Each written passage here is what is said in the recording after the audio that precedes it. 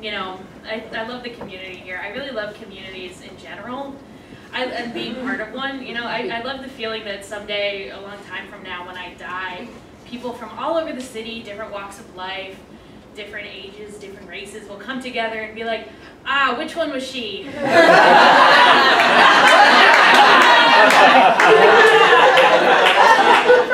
So speaking of dying, I, like everyone else, have been doing online dating, and it sucks. Nobody likes it.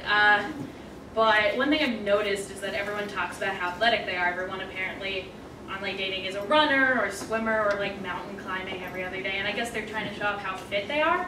But to me, it just really drives home the fact that if the date goes bad and they try and kill me, like there's nothing I can do to get them back. Yeah, it's like, oh, could I outrun them? Could I hide in that tree? No, I know their hobbies.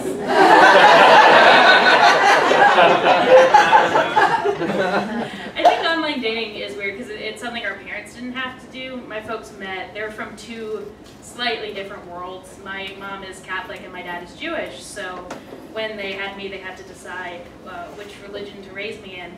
And they decided Jewish, which I'm happy about because it makes the fact that I'm depressed not like a personal failing, but yeah, now it's part of like a long and glorious cultural tradition and proud history. I work part-time, so I'll do academic studies once in a while for money, and I did this one that was for anxiety and depression. It was a few weeks of studies, and then a 6-month gap, and then a few more weeks of study stuff. But the problem that they ran into is that in the 6-month gap in the anxiety and depression study, the election happened. Yeah, no, all their data was absolutely ruined. It would be like if in the middle of a study on the public's feelings about pandas, like a panda got on live TV and ate a child's face, and then that panda was elected president, and there's just no getting away from him. Those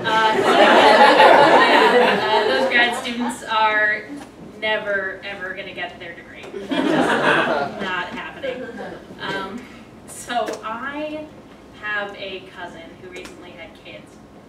And I was talking to him about it because it's like, I think it's a thing that a lot of new parents go through, where they're dealing with a lot of their fears and anxieties. They're like, do I raise a kid in the city? Like, you know, what do you like? Do you move to the suburbs where things are calmer, where there's more like parks and stuff? And I wanted to talk to him and tell him that, like, you know what, I grew up in the city. I think there's a lot of advantages. I think in some ways it's better. And, you know, I turned out fine. And then I thought about it for a minute. I was like, oh shit, no I didn't. No, man, I am single. I am doing academic studies for money. I'm like doing stand-up right now, at a barbecue. No, I